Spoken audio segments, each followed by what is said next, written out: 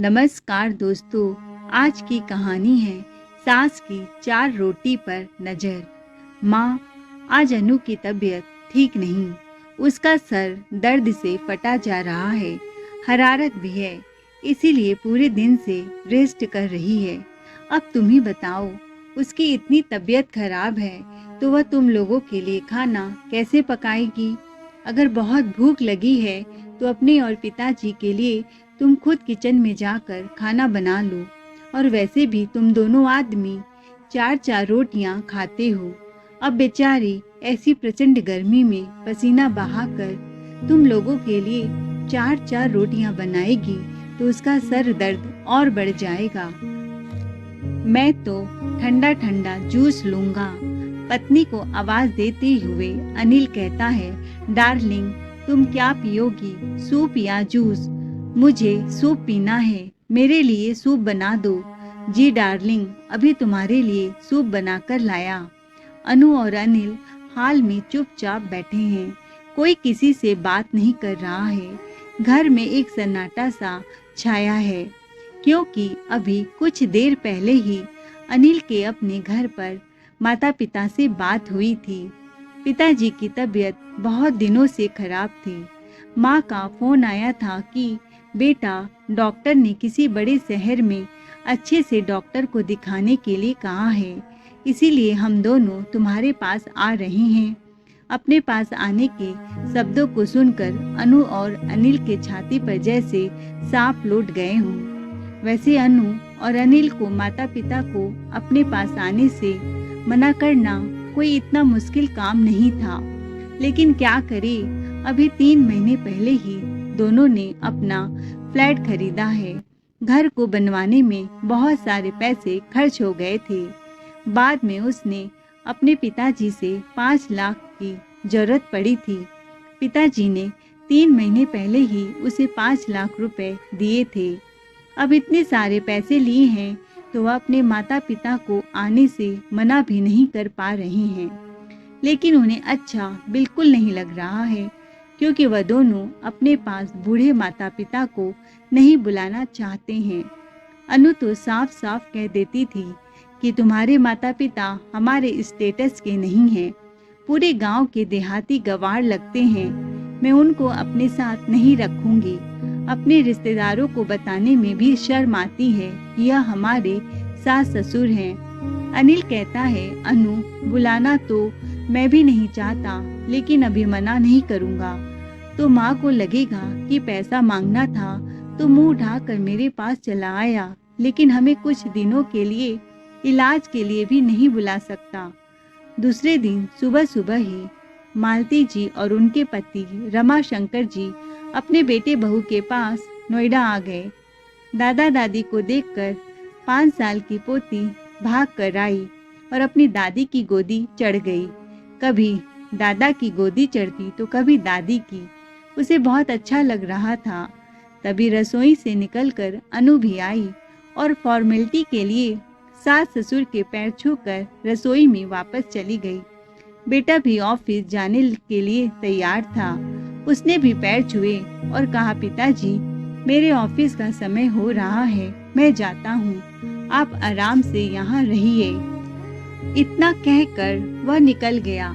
रसोई में खड़ी हुई थी अनु सास ससुर को चाय देकर कमरे में जाकर बैठ गई। किसी से कोई बात नहीं की, न पिताजी की तबीयत पूछी। मालती जी के बेटे बहू के घर में पहली बार आई थी, इसीलिए उन्हें यह भी नहीं पता था कि उन्हें किस कमरे में ठहरना है और कहाँ पर वॉशरूम वगैरह है। पोती से कहती हैं, बेटा, वॉशरूम कहाँ है, मुझे नहाना है। पोती नायरा दादी को वॉशरूम बता देती है। नहाकर दोनों पति पत्नी सोफे पर आकर बैठ गए। उनका सामान भी हाल में ही पड़ा हुआ है। अभी तक उन्हें पता ही नहीं है कि सामान कहाँ रखना है। सुबह सुबह ही बहू बेटे के घर आ गए थे। बहू ने चाय के साथ 2 टूटे फूटे बिस्किट दिए थे। अब दोपहर के 1 बज रहे हैं। बहू तो अभी तक अपने कमरे से नहीं निकली। मालती जी बहू के कमरे में जाती हैं। बहू आराम से फोन पर बतिया रही है। अनु, बहू, जब से मैं आई हूँ देख रही हूँ कि तुमने मुझसे बात भी नहीं की, मैं अकेले हॉल में बैठी हूँ, आकर मुझसे बात तो कर लो। इतने दिनों बाद आई हूँ और तुम्हारे पिताजी के खाने का समय हो गया है। उन्हें दवाइयाँ भी देनी है, खाना जल्दी से बना लो। फोन रखते हुए, माँ जी, बिना पूछे मेरे कमरे में आ गई हो। एक बार पूछ कर आना चाहिए। प्राइवेसी नाम की कोई चीज़ होती है। अभी रुको, मैं बाहर ही आ रही हूँ। और हमारे इधर इतनी जल्दी कोई भी खाना नहीं खाता। हम लोग 2 बजे खाना खाते हैं। अभी 1 ही बजे हैं और वैसे भी हम दोनों अभी डाइटिंग कर रहे हैं, तो रोटी चावल खाते ही नहीं हैं, कुछ हल्का फुल्का खाते हैं। फिर धीरे से बड़बड़ाती है, अब इन दोनों के लिए मुझे रसोई की ऐसी भीषण गर्मी में रोटियां सेकनी पड़ेगी। बहू, तुम कुछ कह रही हो? मुझे सुनाई नहीं दिया, जरा तेज कहो। कुछ नहीं माँ जी। बहू की बात सुनकर मालती जी को बड़ा बुरा लगा कि बहू के कमरे में आने के लिए मुझे उससे आज्ञा लेना पड़ेगा। बहू से कुछ नहीं कहती, चुपचाप से वापस सोफे पर आकर बैठ जाती हैं।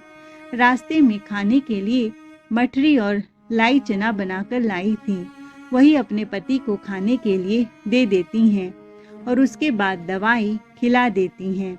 घंटे बाद बहू कमरे से बाहर आई और रसोई में जाकर मूंग की दाल चढ़ा दी, साथ में आटा लगाकर रोटियां सेकने लगी।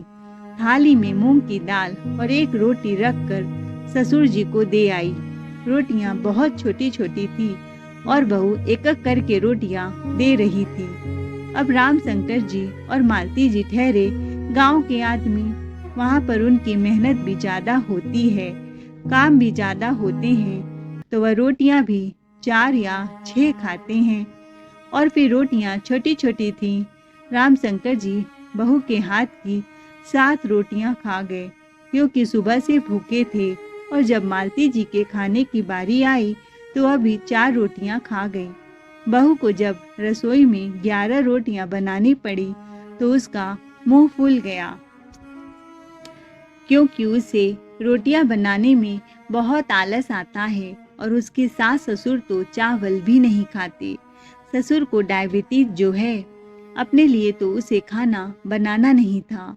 सास ससुर के लिए ऐसी गर्मी में पसीने बहाकर रसोई में खाना बनाना उसे बहुत भारी पड़ रहा था। सबके खाना खा लेने के बाद अनु हॉल में आकर चिड़चिड़ाते हुए कहती है, अब उठाओ इधर से अपना सारा सामान। 4 बजे मेरी बेटी के मैम उसको ट्यूशन पढ़ाने के लिए आती हैं और उसको इधर सोफे पर हॉल में बैठकर ही पढ़ाती हैं। अब इधर तुम्हारा इतना सारा सामान फैला रहेगा तो वह बच्चे को कैसे पढ़ाएंगी? और पूरा घर कितना गंदा लग रहा है, तुम लोगों के आने से सारा घर फैल गया। माँ जी, ये छोटे छोटे झोले उठाकर मेरे साथ आओ।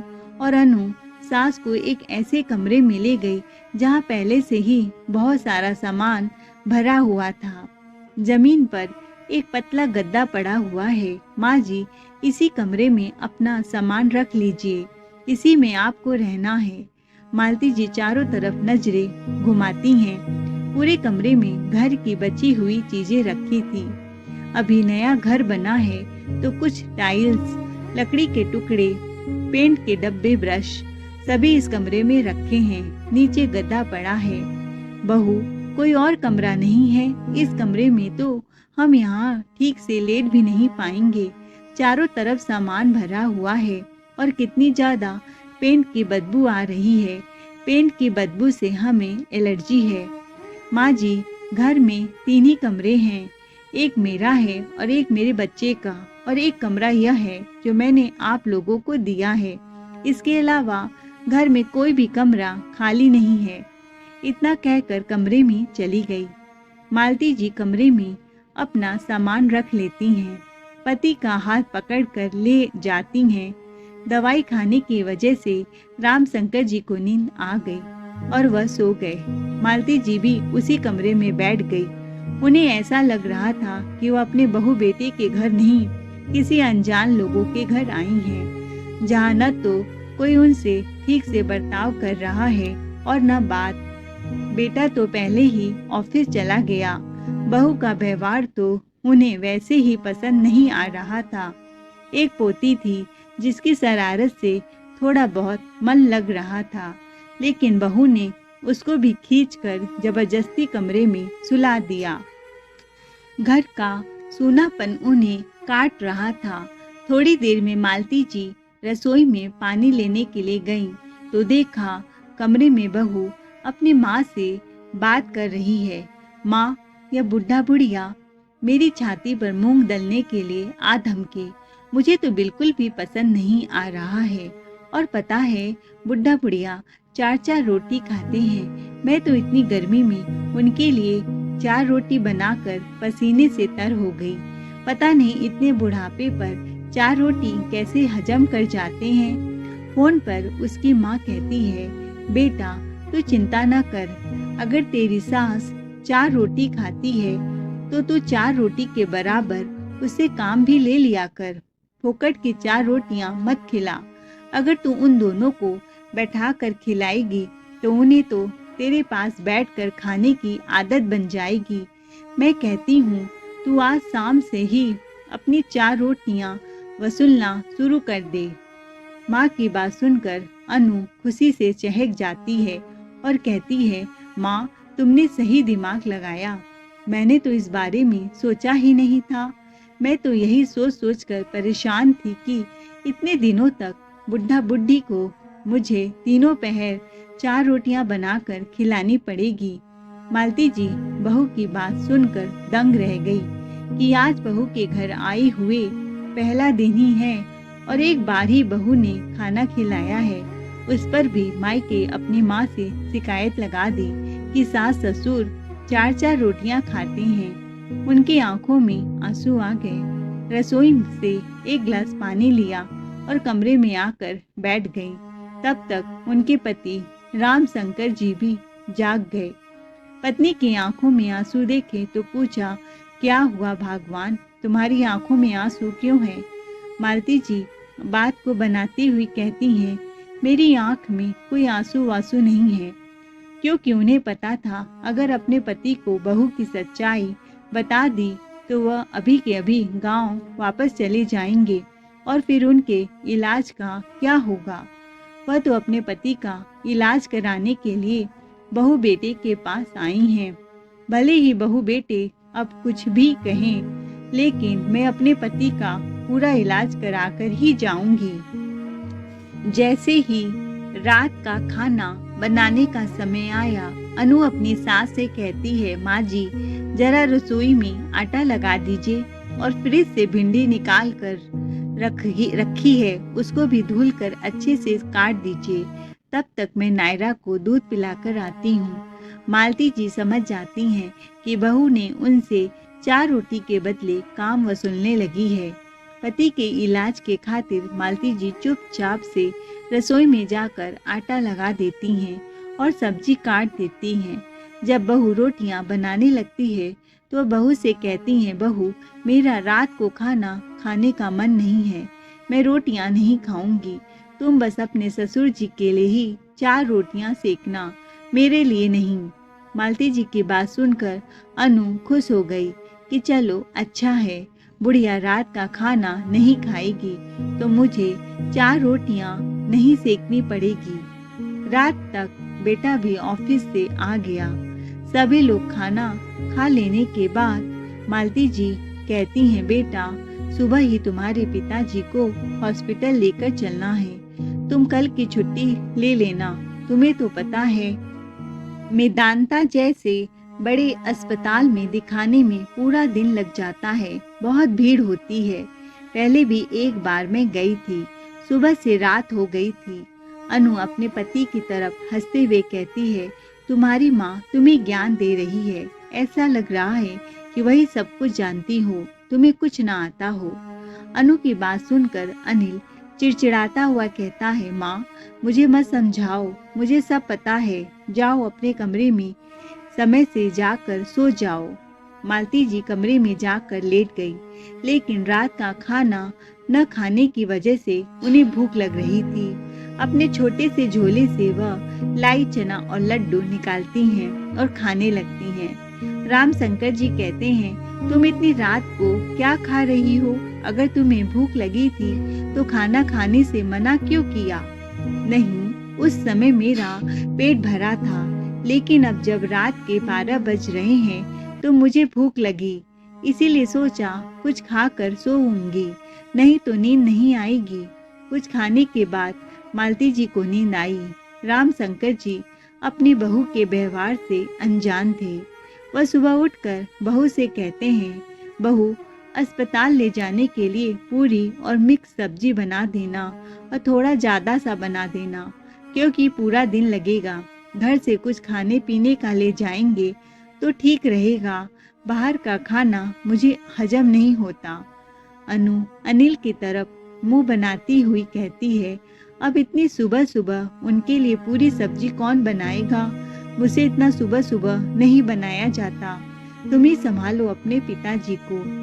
अनिल कहता है, क्या पिताजी, तुम भी पूरी सब्जी की बात कर रहे हो? तबीयत तो पहले से ही ठीक नहीं है, पूरी सब्जी खाओगे और खराब हो जाएगी। अस्पताल में खाने के लिए सब मिलता है, उधर कुछ खरीद लेना और खा लेना। बेटे की बात सुनकर राम शंकर जी उसका मुंह देखते रह जाते हैं कि ऐसा भी क्या कह दिया जो बेटा इतना चिड़चिड़ा रहा है। मालती जी कहती हैं, कोई बात नहीं बेटा, अस्पताल में लेकर ही खा लेंगे, तुम घर पर कुछ मत बनाओ। दोनों लोग घर से बिना कुछ खाए ही अस्पताल के लिए निकल गए और अस्पताल जाकर सीधा पर्चा वाली लाइन में लग गए। पूरे 2 घंटे लग गए पर्चा बनने में। सुबह के 7 बजे गए थे। गांव में तो वह 7 बजे ही नाश्ता कर लेते थे। भूख के मारे पेट कुलबुला रहा था। बेटा भी पता नहीं फोन पर किससे बात करते हुए कहाँ चला गया। तभी मालती जी देखती हैं कि अस्पताल के बाहर ही एक फल का ठेला है। वह उधर से ही कुछ फल खरीद लाती हैं और पति को खाने को देती हैं। खुद भी 2 केला खा लेती हैं। अस्पताल में दिखाने में पूरा दिन निकल गया। डॉक्टर ने बताया कि राम शंकर जी के किडनी में पथरी है, जिनका ऑपरेशन करना पड़ेगा। 2-3 दिन में ही डॉक्टर ऑपरेशन के लिए कहता है। तब तक के लिए मैं कुछ मेडिसिन लिख देता हूँ ताकि उनको दर्द ना हो। शाम को जब वह दोनों वापस आए तो बहुत जोरों की भूख लगी थी। किसी तरह से फल खाकर अपना पूरा दिन निकाला था। सोचा था घर आकर उन्हें खाना मिलेगा, लेकिन यह क्या, इधर तो बहू ने खाना ही नहीं बनाया। मालती जी रसोई में अपने पति के लिए खाना परोसने को गईं तो रसोई में कुछ बना ही नहीं था। हॉल में बैठे हुए बेटे से कहती हैं, बेटा, बहू ने आज खाने में कुछ नहीं बनाया, तुम्हारे पिताजी को बहुत तेज भूख लग रही है। झुंझलाते हुए अनिल कहता है, माँ, आज अनु की तबीयत ठीक नहीं है, उसके सर में बहुत दर्द था, इसीलिए पूरे दिन से रेस्ट कर रही है। अब तुम ही बताओ, उसकी इतनी तबीयत खराब है तो वह तुम लोगों के लिए खाना कैसे बनाएगी? अगर इतनी भूख लगी है तो अपने और पिताजी के लिए तुम खुद ही खाना बना लो। और वैसे भी तुम दोनों 4-4 रोटियां खाते हो। अब बेचारी ऐसी गर्मी में पसीना बहाकर तुम लोगों के लिए 4-4 रोटियां बनाएगी तो चक्कर खाकर गिर पड़ेगी। मैं तो अपना जूस पीऊंगा, खाना नहीं खाऊंगा। पत्नी को आवाज देते हुए अनिल कहता है, डार्लिंग, तुम्हारे लिए क्या बनाऊं? मैं सूप पीऊंगी, मेरे लिए सूप बना देना। यस डार्लिंग, अभी बनाकर लाया। अनिल की बात सुनकर राम शंकर जी को बहुत गुस्सा आता है। वह बेटे से कुछ कहने को होते हैं कि तभी मालती जी हाथ पकड़ लेती हैं। छोड़ो, हम जिस काम से आए हैं वह काम करते हैं, बाकी कौन सा हमें इधर रुकना है। पूरे दिन से थकी हारी होने के बावजूद भी मालती जी रसोई में अपने और पति के लिए खाना बनाती हैं। अपने लिए वह सिर्फ 2 रोटियां ही बनाती हैं। बेटे बहू की बातों और व्यवहार से दोनों ही बहुत आहत हैं। राम शंकर जी कहते हैं, भगवान, मुझे बहू बेटी का व्यवहार कुछ ठीक नहीं लग रहा है। क्या बहू हमारे लिए खाना बनाकर नहीं रख सकती थी? तुम दिन भर से अस्पताल में व्यस्त थी और आकर खाना बनाया है। मैं देख रहा हूँ, जब से आई हो बहुत कम खाना खा रही हो। नहीं, ऐसी कोई बात नहीं है जी। शहरों में घर छोटे छोटे होते हैं, ज़्यादा चलना फिरना नहीं होता, तो खाना पचता ही नहीं है, इसलिए कम खा रही हूँ और कोई वजह नहीं है। मालती जी सिर्फ अपने पति के इलाज के खातिर चुप थी। 2 दिन बाद पति का बहुत अच्छी तरह से ऑपरेशन हो जाता है और उसके 5 दिन बाद उन्हें अस्पताल से छुट्टी भी मिल गई। इन 4-5 दिनों में मालती जी को बहू बेटे का रवैया समझ में आ गया था कि बहू खाना बनाने में बहुत ही कामचोर है। उसे रसोई में हाथ डुलाना बिल्कुल पसंद नहीं है और हम दोनों का खाना भी बहू बेटे दोनों को ही खटकता है। इसीलिए बहू बेटे के रवैये को देखकर मालती जी ने भी खाने पीने का रास्ता निकाल लिया। अब वह जब भी अस्पताल दिखाने जाती तो ढेरों फल भर कर ले आती और वही खाती। न तो खाने के लिए बहू से कहती और ना ही वह खुद खाना बनाती। बहू ने देखा कि आज पूरा दिन निकल गया और सास ससुर ने खाने के लिए कुछ नहीं मांगा और ना ही सास ने रसोई में जाकर कुछ बनाया, तो वह सास ससुर के कमरे में जाकर देखती है कि आखिरकार चल क्या रहा है, यह लोग बिना खाए कैसे रह रहे हैं। तब तक कमरे से बाहर आती हुई मालती जी उसे दिखाई दी तो कहती है, माँ जी, मेरा सर बहुत दर्द हो रहा है, जरा मेरे लिए 1 कप चाय बना देना और साथ में कुछ खाने के लिए भी बना देना। मालती जी बहू से कहती हैं, बहू, तुम तो डाइटिंग पर हो, कुछ खाती पीती नहीं हो और मुझे तो दूध वाली चाय ही बनानी आती है। यह काली चाय मुझसे नहीं बनेगी, तुम अपनी चाय खुद ही बना लो। सास का जवाब सुनकर अनु तिलमिला गई और सीधा सास के कमरे में जा धमकी।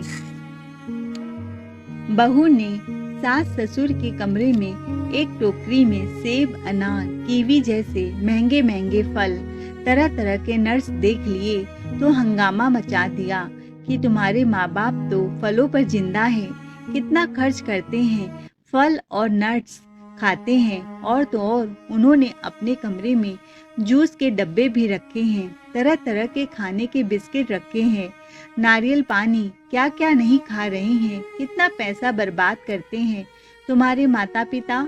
आज तो तुम्हें उनकी खबर लेनी ही पड़ेगी। हम तो शहर में पाई पाई पैसे बचा कर चल रहे हैं और यह लोग फलों में और फालतू की चीज़ों में पैसा उड़ा रहे हैं। इलाज में पहले से ही पैसा कम खर्च नहीं हो रहा है, जो ये लोग खाने पीने में इतना पैसा बर्बाद कर रहे हैं। अनिल अनु की बातों को सुनकर गुस्से में गर्म हो जाता है। माता पिता के कमरे में जाकर देखता है तो उसकी माँ कीवी छीलकर पिताजी को दे रही है।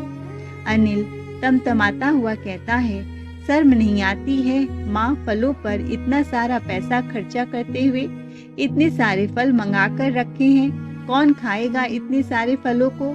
हम तो शहर में रहकर एक एक पैसे बचा रहे हैं और तुम इधर इतने सारे पैसे बर्बाद कर रही हो। बेटा, तुम्हारे पिताजी बीमार हैं, इसीलिए उनके लिए फल लाए हैं। अभी अभी उनका ऑपरेशन हुआ है, देख रहा है, हाथ पैर कांप रहे हैं। अगर अच्छे से खिलाएंगे पिलाएंगे नहीं तो उनको कमजोरी आ जाएगी। तब तक दरवाजे पर डोर बेल बजती है। अनु दरवाजा खोलती है तो देखती है जोमेटो से एक डिलीवरी बॉय खड़ा हुआ है। वह कहता है कि इस घर में राम शंकर जी ने खाना मंगवाया है। क्या उन दोनों ने खाना मंगवाया है? खाने को देखकर अनु और भी गुस्से से भड़क उठी और चिल्लाकर अनिल को आवाज देती है, देखो अनिल, हद होती है पैसा बर्बाद करने की। अब तो बुढ़ा बुढ़ी बाहर से खाना भी मंगाने लगे। अनिल डिलीवरी बॉय के हाथ से खाना लेकर माता पिता के कमरे में गया और तमतमाता हुआ कहता है, यह क्या है माँ, तुम घर में बैठे बैठे खाना नहीं बना सकती थी जो बाहर से खाना मंगा रही हो। राम शंकर जी उठकर बेटे के गाल पर एक थप्पड़ लगाते हैं और कान खींचते हुए कहते हैं, कुछ तो शर्म कर ले बेटा, तेरी बीबी 4 रोटी खिलाती है तो तुम दोनों को अखरती है। हम दोनों को 4 रोटियां भी तुम लोगों को खिलाई नहीं जाती, और आज जब हम अपने पैसों से बाहर से खाना मंगा कर अपना पेट भर रहे हैं तो तुम्हें उसमें भी तकलीफ हो रही है।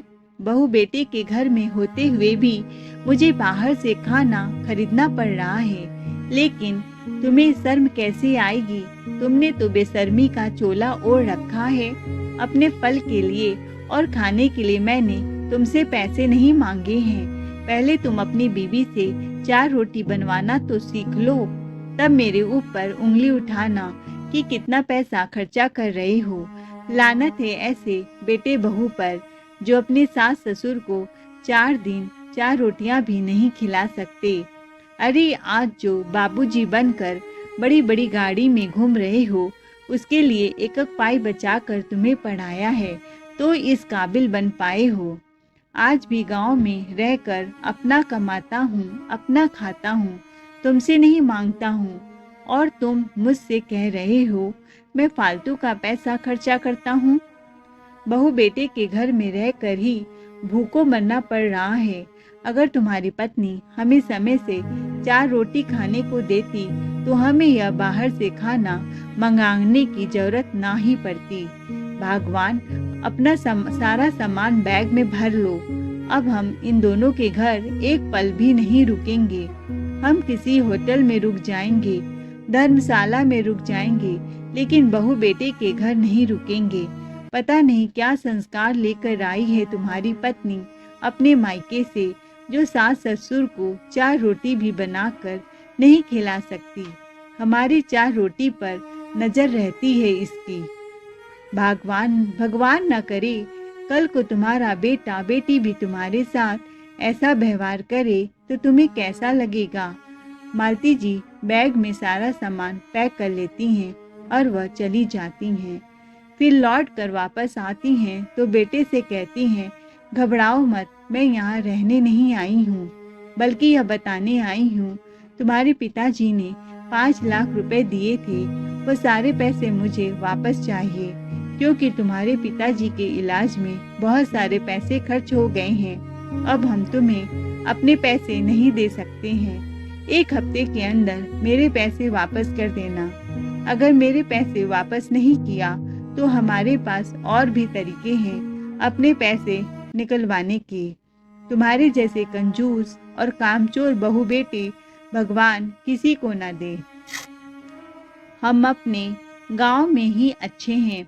इतना कहकर सामान उठाकर बहू बेटे के मुंह पर दरवाजा फट से बंद कर देते हैं और दोनों पति पत्नी स्टेशन के लिए निकल गए। तो दोस्तों, क्या बच्चों के लिए माता पिता की बुढ़ापे पर 4 रोटियां इतनी भारी पड़ती हैं कि वह उन्हें नहीं खिला सके? जो माता पिता अपने बच्चों के लिए सर्वस्व न्यौछावर कर देते हैं, उनको माता पिता की 4 रोटियां क्यों अखरती है? अगर बहू बेटे इस तरह के हैं तो माता पिता को भी कठोर निर्णय लेने की आवश्यकता है। तो दोस्तों, आई होप आपको ये कहानी बहुत पसंद आई है, तो चैनल को लाइक से सब्सक्राइब जरूर करें। कहानी सुनने के लिए दिल से धन्यवाद। Thanks for watching.